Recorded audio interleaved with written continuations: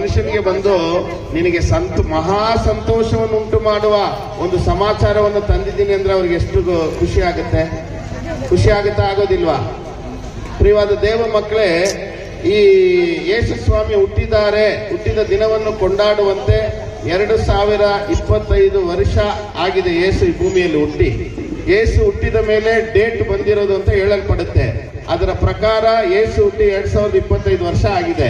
2025 ವರ್ಷಕ್ಕೆ ಮುಂಚಿತವಾಗಿ, ಹಲವು ವರ್ಷಗಳ ಮುಂಚಿತವಾಗಿ ವೇದ ಪುಸ್ತಕದಲ್ಲಿ ಬರೆಯಲ್ಪಟ್ಟಿದೆ, ಯೇಸು ಹುಟ್ಟುವಾಗ ಜನರು ಯಾವ ರೀತಿಯಲ್ಲಿದ್ರು, ಯಾಕೆ ಮಹಾ ಸಂತೋಷವನ್ನು ಉಂಟು ಮಾಡುವ ಶುಭ ಸಮಾಚಾರವನ್ನು ತಂದಿದ್ದೇನೆ ಅಂತ ಹೇಳಲ್ಪಡುತ್ತೆ ಅಂದ್ರೆ, ಯೇಸು ಹುಟ್ಟುವುದಕ್ಕೆ ಹಲವು ವರ್ಷಗಳ ಮುಂಚಿತವಾಗಿ ಪ್ರವಾದನೆಯಾಗಿ ಹೇಳಲ್ಪಟ್ಟ ಮಾತು.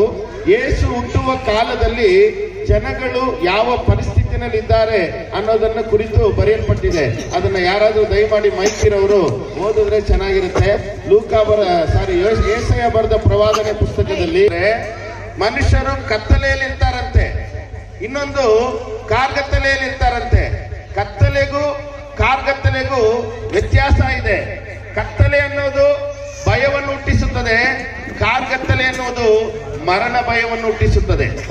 ಭಯದ ವಾತಾವರಣದಲ್ಲಿ ಜನಗಳು ಕತ್ತಲೆಯಲ್ಲಿ ಜೀವನ ಮಾಡ್ತಾ ಇದ್ದಾರೆ ಅಂತ ಹೇಳಲ್ಪಟ್ಟಿದೆ. ದೇವ್ರ ನಾಮಕ್ಕೆ ಸ್ತೋತ್ರವಾಗಲಿ. ಇವಾಗ್ಲೂ ಒಂದು ವೇಳೆ ನಾವು ಹಾಕೊಂಡಿರುವಂತ ಈ ಲೈಟ್ ಆಗಲಿ, ಮನೆಯಲ್ಲಿ ಉರಿಯುವಂತ ಲೈಟ್ ಆಗಲಿ, ನಾವು ಕಾಣುವಂತ ಸೂರ್ಯನ ಬೆಳಕಾಗಲಿ, ಅದರಲ್ಲಿ ಜನಗಳು ಜೀವನ ಮಾಡ್ತಾ ಇದ್ರೇನು, ಇಲ್ಲಿ ಕುಳಿತಿರುವ ಅನೇಕರ ಜೀವನ ಕತ್ತಲೆಯಲ್ಲಿದೆ ಅಂತ ವೇದವಾಕ್ಯ ಹೇಳುತ್ತದೆ. ಬಿಡುಗಡೆ ಇಲ್ಲದಂತ ಒಂದು ಅನುಭವ, ಸಮಾಧಾನ ಇಲ್ಲದಂತ ಒಂದು ಅನುಭವ, ವ್ಯಾಧಿ ತುಂಬಿರುವಂತ ಒಂದು ಅನುಭವ, ಬಿಸ್ನೆಸ್ಗಳಲ್ಲಿ ನಷ್ಟಗಳನ್ನು ಅನುಭವಿಸುವಂತ ಒಂದು ಅನುಭವ, ಬಾಳುವುದಕ್ಕೆ ನೆಲೆ ಇಲ್ಲದ ಒಂದು ಅನುಭವ, ಸಾಲದ ಹೊರೆಯಲ್ಲಿ ಸಿಲುಕಿಕೊಂಡಿರುವಂತ ಒಂದು ಅನುಭವ, ಏನೇ ಮಾಡಿದ್ರೂ ಸಮಾಧಾನ ಇಲ್ಲದೆ ನರಳಾಡುವಂತ ಒಂದು ಅನುಭವ.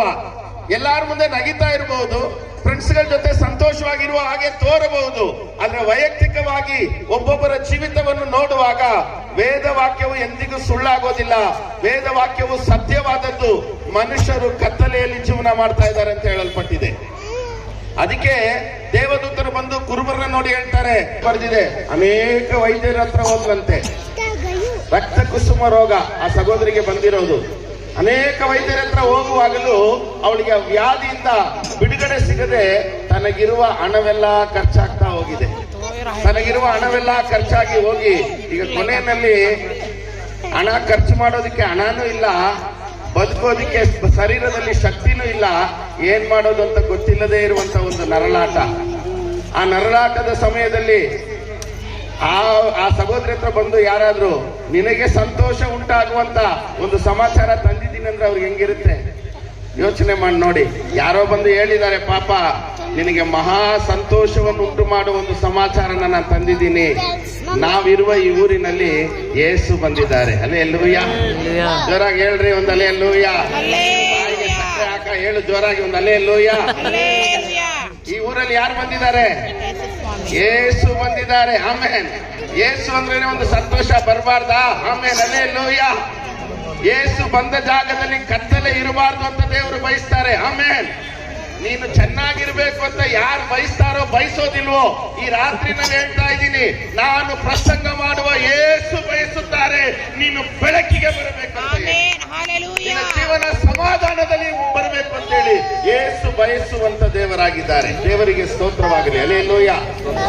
ಈ ಸಹೋದರಿ ಹತ್ರ ಬಂದು ಈ ಊರಲ್ಲಿ ಯೇಸು ಬಂದಿದ್ದಾರಮ್ಮ ಅಂತ ಹೇಳುವಾಗ